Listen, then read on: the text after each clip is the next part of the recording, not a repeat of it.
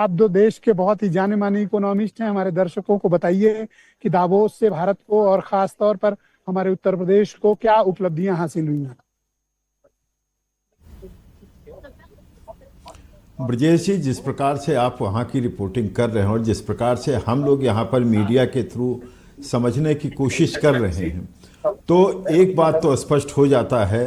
कि जहाँ पर डेवलप्ड कंट्रीज आपस में ही उलझे हुए हैं, ग्रीनलैंड को लेकर के ट्रम्प साहब जहाँ रेड हो जाते हैं, वहीं पर अगर आप देखिए तो चेहरे काले हो जाते हैं यूरोपियन कंट्रीज के। उस बीच में अगर हम देखते हैं तो भारत के राज्य, मैं इस बार भारत के राज्य का विशेष तौर पर इसलिए उल्लेख कर रहा हूं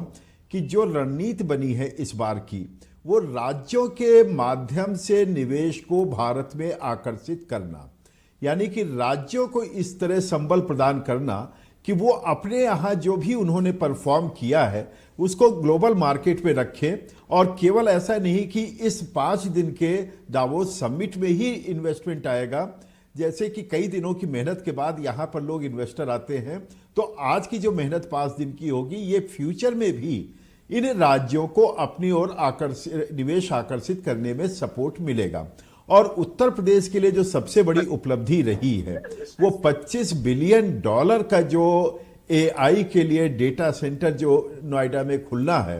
5 सालों में वो प्रोजेक्ट पूरा होना है 2030 तक। तो ये एक तरह से ये भी माना जा सकता है कि एक बहुत दूर की कौड़ी यहाँ पर हुई है। और उत्तर प्रदेश का शोकेसिंग अगर ग्लोबल लेवल पर है तो नेशनल लेवल पर भी तो एक लीडर की तरह से स्थापित होता हुआ दिखाई पड़ता है। यानी कि जब लॉ एंड ऑर्डर के रूप में एक मॉडल प्रस्तुत करता है, आपसे जानना चाहूं कि दावोस क्या संदेश देने में सफल रहा है। वैसे जियोपॉलिटिकल टेंशन्स तो और बढ़ी हैं, उसमें तो कोई प्रगति नहीं हुई है, बट आपको क्या लगता है कि आर्थिक परिदृश्य में दुनिया में कोई तब्दीली आएगी? मुझे ये लगता है ब्रजेश जी कि वहां पर आर्थिक छटपटाहट तो है, लेकिन जो समृद्ध देश हैं, रिच कंट्रीज हैं, उनके सामने चुनौती अपने वजूद को बचाने की है और अपने प्रेस्टीज को बचाने की है, जबकि उसका भरपूर लाभ भारत उठा रहा है। क्योंकि जिस प्रकार से इसने अपने इकोनॉमिक ग्रोथ को, इकोनॉमिक डाइवर्सिफिकेशन को, समावेशी विकास को आगे बढ़ के 2047 का लक्ष्य रखा है विकसित भारत का, ये विश्व को अपील कर रहा है। अपील करने का कारण भी है, अपील करने का कारण है कि भारत एक फेडरल स्ट्रक्चर में है, तो उस फेडरल स्ट्रक्चर में राज्य यदि अपने को स्थापित कर रहे हैं मजबूती के साथ, यदि उत्तर प्रदेश